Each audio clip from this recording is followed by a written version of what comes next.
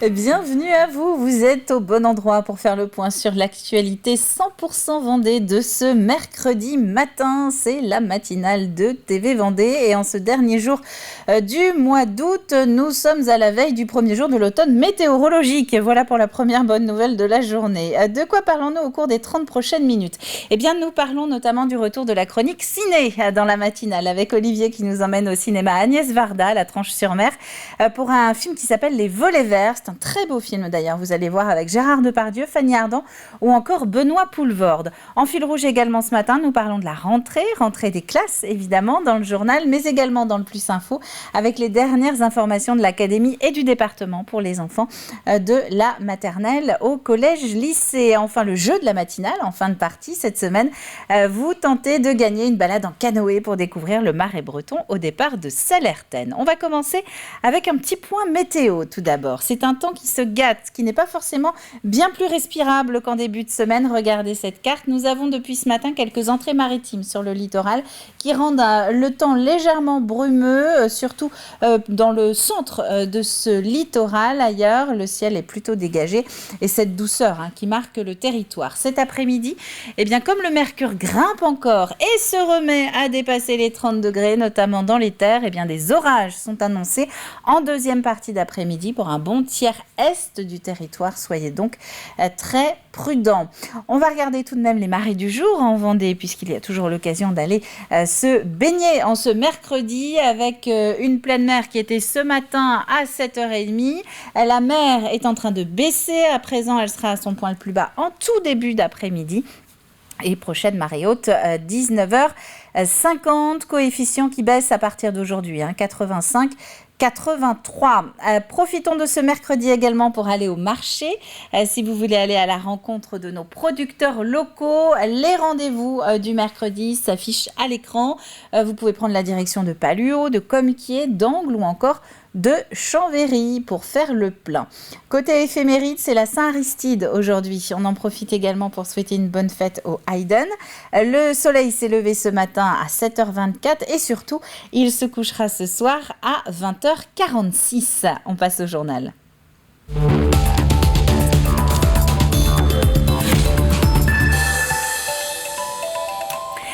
Et nous commençons ce flash avec la rentrée des classes qui se profile pour un peu plus de 120 000 jeunes vendéens de la maternelle au lycée. Et parmi ces 120 000 enfants, eh bien, il y a 36 000 collégiens. Ils dépendent du département puisque c'est le conseil départemental qui est responsable en quelque sorte de leur quotidien et des infrastructures pour le second degré. Tous les détails sur cette rentrée 2022 dans les collèges avec Aurélien Huard. Et je suis avec Arnaud Charpentier, président de la commission collège pour le département de la Vendée. Alors ma première question toute simple, comment s'annonce cette rentrée 2022-2023 au niveau des collèges du département? Écoutez, la rentrée s'annonce très bien. Effectivement, nous sommes à la veille de la rentrée des enseignants et à 2 jours de la rentrée des jeunes. En tout cas, le conseil départemental continue d'améliorer le cadre de vie de l'ensemble des collèges. Pour l'année à venir, ça va être 17 collèges dans lesquels vont avoir lieu des travaux. Et c'est vrai que nous avançons très bien. Je pense par exemple à la rentrée 2023 où nous aurons le collège de Luçon, Arnaud Beltrame. Donc effectivement, le conseil départemental continue d'investir pour accueillir les 36 000 collégiens qui arriveront en septembre 2022. Donc le département s'occupe des bâtiments, mais s'occupe aussi de la restauration. Vous avez tenu à mettre l'accent sur la restauration scolaire au niveau des collèges cette année. Effectivement, ça a été un choix du conseil départemental que chaque collège vendéen public puisse avoir sa restauration avec une équipe présente derrière, c'est-à-dire des menus qui permettent de lier à la fois les produits locaux, le biologique, et j'insiste aussi sur le prix, c'est 8,20 € un repas servi à un collégien et le département prend à sa charge 4,70 €, ce qui reste à la famille 3,50 €.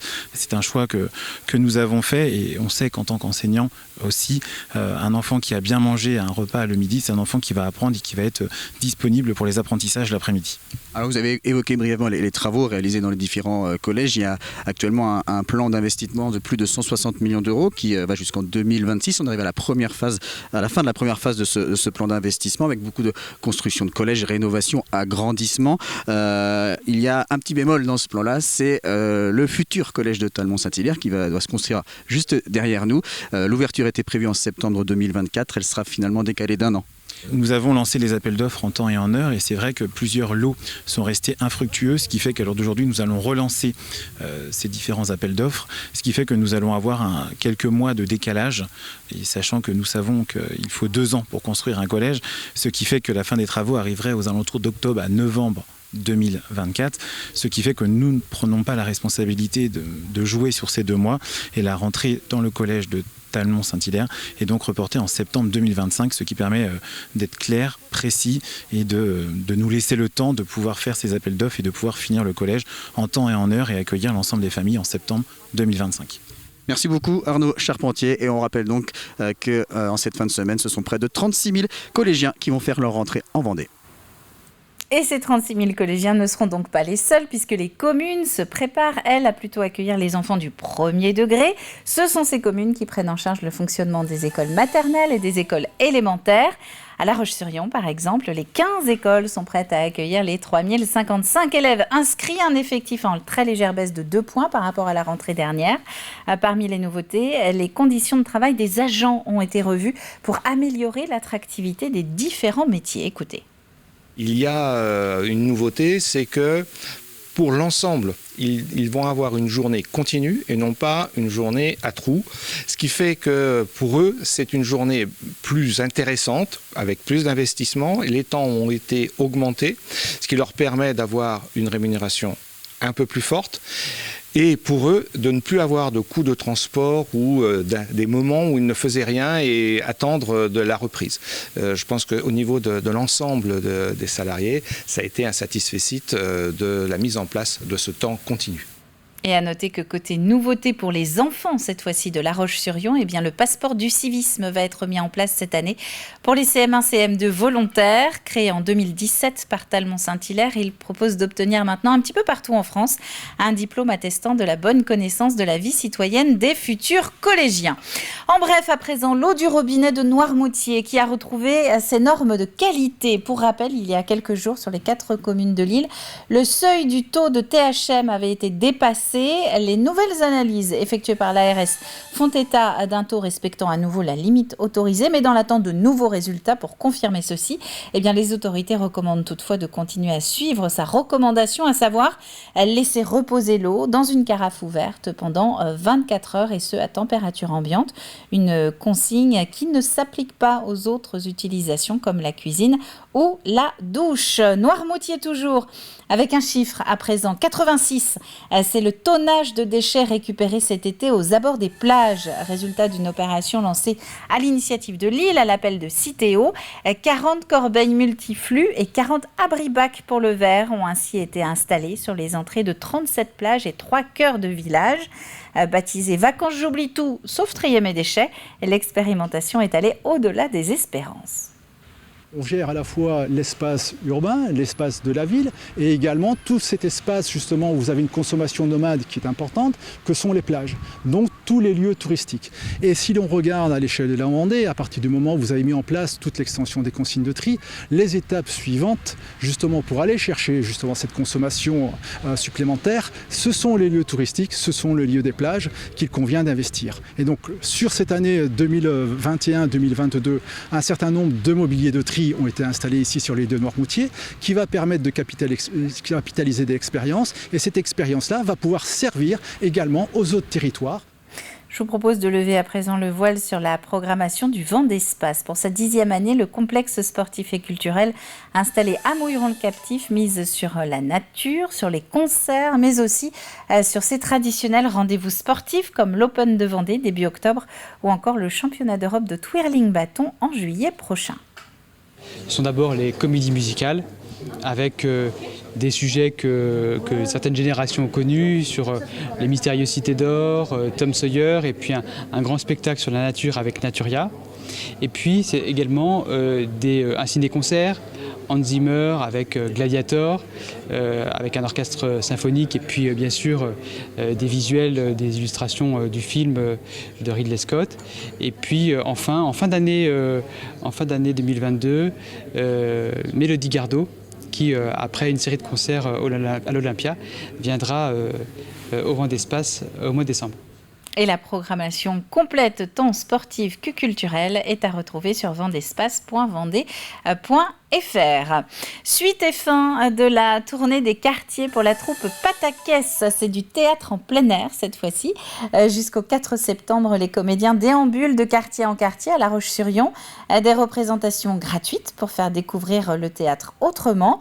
Une pratique qui, vous allez le voir, demande une certaine adaptation de la part des comédiens. Inès Wick.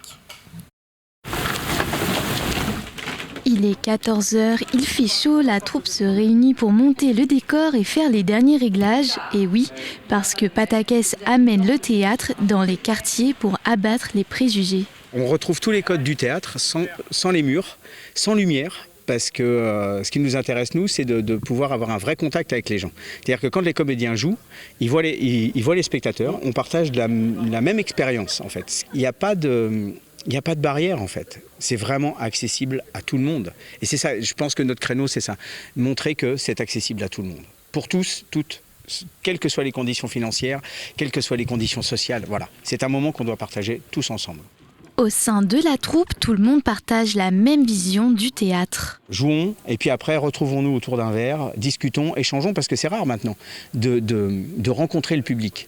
L'idée d'itinérance, c'est qu'on s'apprivoise en fait. Plus on va se connaître, moins on aura peur, et moins on aura peur, plus on viendra. C'est un vrai travail d'équipe où tous mettent la main à la pâte. Mais qu'est-ce que vous faites là La troupe revient à l'essence même du théâtre. Très boostant, c'est bousculant et il y a un côté challenge quand même. Ça oblige à aller chercher des ressources fortes, à s'adapter. Le public est différent, il rentre, il sort. Enfin, c'est pas du tout un public captif comme dans un théâtre classique où voilà, la lumière se baisse et puis les gens sont là, ils n'osent pas parler. Là au contraire, s'il y a des mouvements dans la salle, dans les gradins, des gens qui rentrent, qui partent, des enfants qui crient, ça fait partie de la vie. Oh mon Dieu! Oh, c'est affreux! Je reprendrais bien la pizza. Moi aussi. Elle est morte! Et initialement, il y a longtemps, le théâtre, c'était ça. Hein. Donc c'est aussi peut-être retrouver cette dextérité, cette souplesse de comédien qu'on a oubliée. La pièce se déplace dans les quartiers de La Roche-sur-Yon jusqu'au 4 septembre pour offrir aux habitants du rire et du spectacle.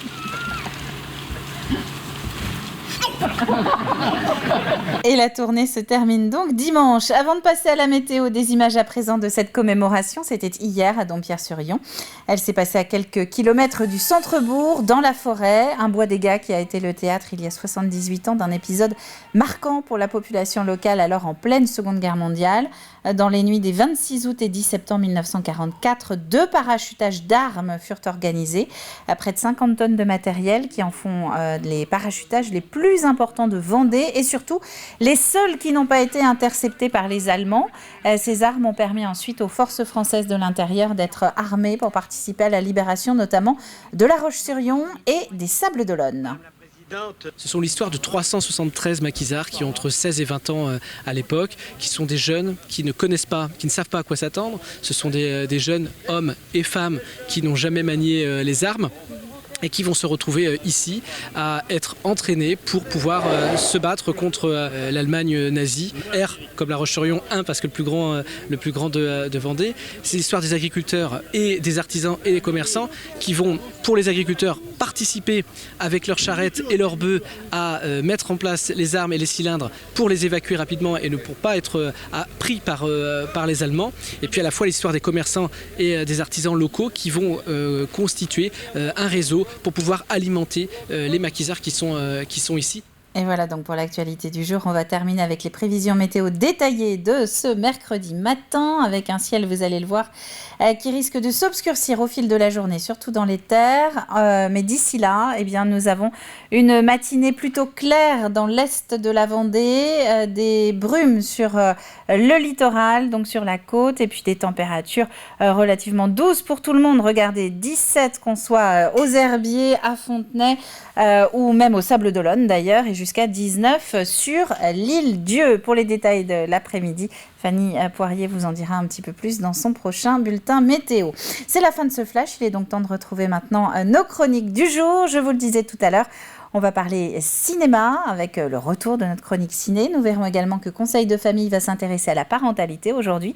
Et nous revenons dans l'immédiat sur la rentrée des classes.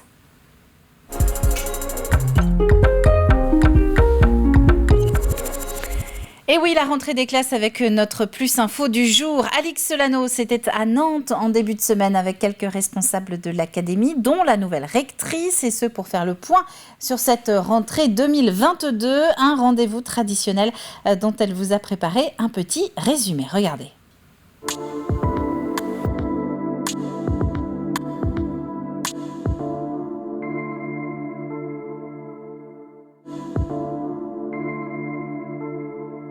Les enjeux nationaux recouvrent vraiment les priorités de cette académie, même si les résultats ici sont supérieurs à la moyenne nationale.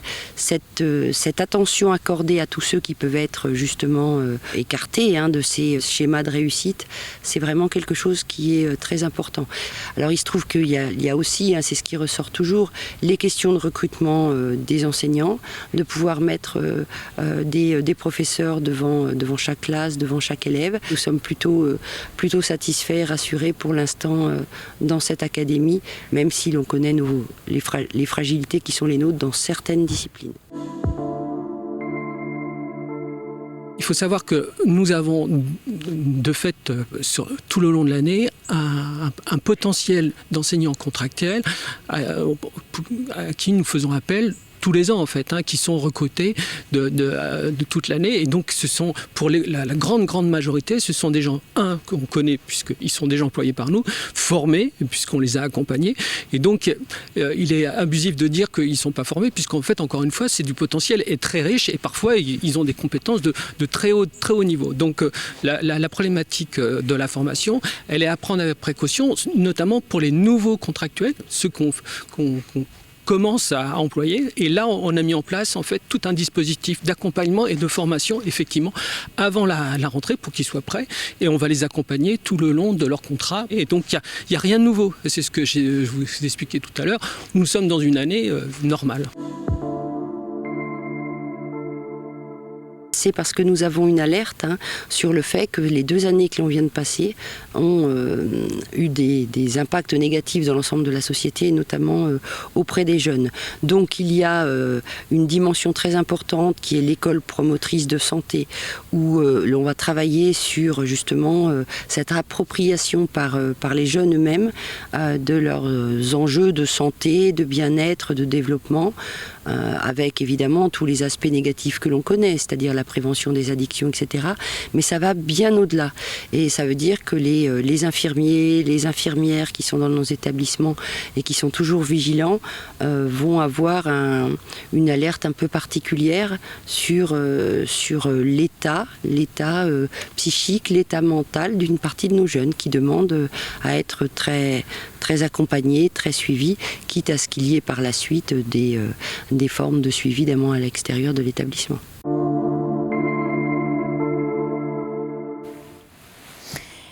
Et la plupart des jeunes Vendéens font donc leur rentrée demain. Si vous êtes du côté de Bretignolles-sur-Mer, d'Esnay ou encore de Chantonnay et que vous êtes concerné par la rentrée des classes, eh bien vous verrez d'ailleurs peut-être à cette occasion les caméras de TV Vendée. En tout cas, on en reparlera évidemment dans les différents journaux de ce jeudi. On va mettre le cap en attendant sur la chronique ciné.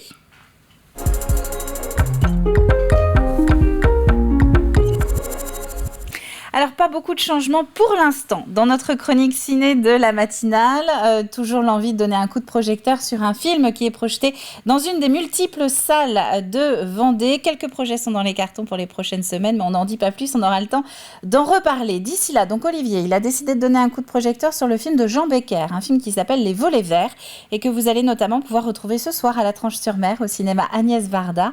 C'est le portrait plutôt intime d'un monstre sacré du théâtre dont la gloire remonte aux années 70. Regardez.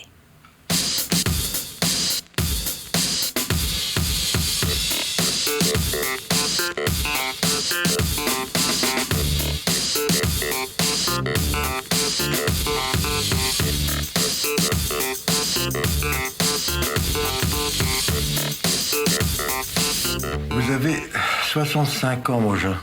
Je vois le cœur d'un homme de 75 ans. Remarquez, à 75 ans, on peut vivre longtemps. Sans femme, sans tabac, sans alcool, c'est ça? Ouais, surtout sans alcool. Ça va être la belle vie. Tu sais que tout Paris t'attend. Il t'adore, le public. Je vous admire, je vous aime vraiment beaucoup. J'ai envie d'arrêter tout, le théâtre, le cinéma. J'ai envie d'aller au bord de la mer. Viens, on va prendre un verre. Je peux pas, je suis déjà prise. Elle est plus là, voilà. Qu'est-ce que t'espères, au juste? Je sais pas, je m'explique pas. Quand on aime, est-ce qu'il faut pas toujours espérer? Je vais me marier, Jules. Arrête de lui écrire. Ça sert à rien. Bonsoir, Jeanne. Bonsoir.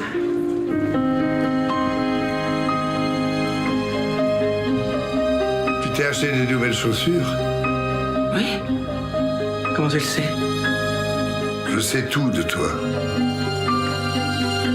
Je vois tout de toi. C'est quand le cœur éclate, qu'on reste silencieux. Mogin, Allez, salut la fille! Oui. c'est un sculpteur. Il met du vide là où ça va craquer. Attendre. Faire attendre. C'est ça qui fait, Mogin. Et ça a l'air d'être un très très beau film avec des vrais monstres sacrés du cinéma français. C'est un film qui est donc à retrouver ce soir à la Tranche-sur-Mer, mais également ces jours-ci à Saint-Gilles-Croix-de-Vie, aux Herbiers, à Châlons, à Montaigu, à Luçon, aux Sables-d'Olonne et à La Roche-sur-Yon. Difficile donc de passer à côté. On quitte le grand écran pour retrouver le petit.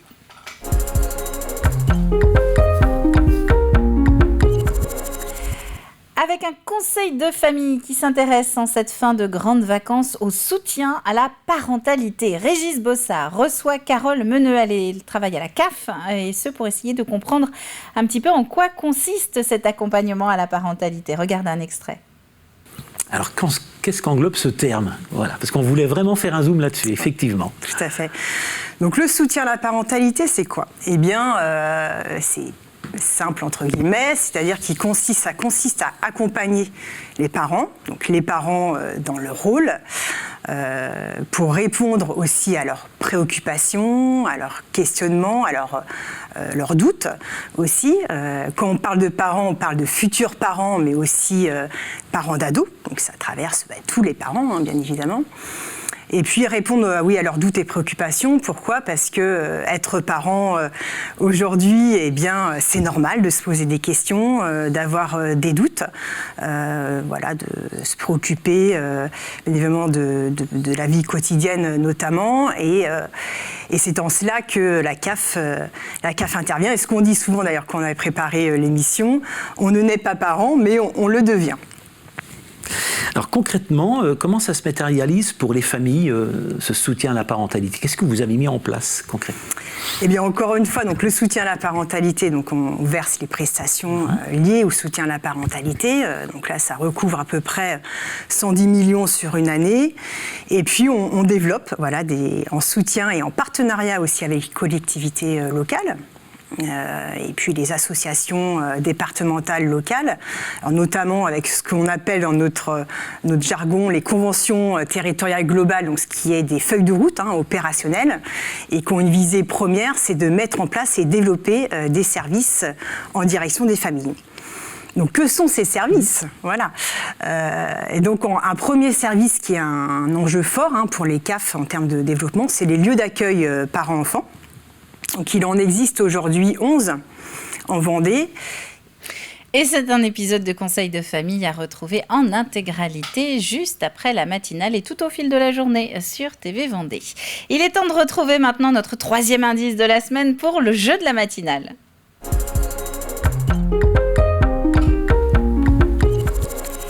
Un indice qui nous emmène en mer, puisque nous nous intéressons à Marion Blanchet. Avec qui a-t-elle clos sa deuxième saison de La Petite Vadrouille sur l'antenne cet été de TV Vendée, avec qui on cherche une association. Voilà, essayez de creuser un petit peu de ce côté-là. L'indice de lundi, c'était Tous à l'eau, et hier, leur rôle, entretenir la mémoire d'un des ambassadeurs de Noirmoutier. Et l'indice d'aujourd'hui, la première vie de leur protégé a commencé en 1933. Essayez de trouver donc avec quelle association Marion Blanchet a-t-elle pris la mer comme ça dans son dernier épisode de La Petite Vadrouille. À la clé, c'est une balade de 2 heures pour l'un d'entre vous et accompagné d'une personne de son choix qui est proposée par la route du sel. Découverte du Marais breton au départ de Sallertaine, et vous aurez même droit à une petite visite au début de la commune de Sallertaine, son histoire, son évolution, et donc découverte du Marais breton dans la foulée. Voilà. Le tirage au sort, c'est vendredi après-midi, donc c'est après-demain, faut se dépêcher, il faut commencer à réfléchir un petit peu plus rapidement pour essayer de gagner cette balade de 2 heures. C'est la fin de cette matinale, dites donc. Et oui, ça passe vite, 2 heures en direct. On va se retrouver maintenant demain dès 7h pour refaire un point sur l'actu 100% Vendée. D'ici là, je vous souhaite à tous un très bon mercredi et à demain.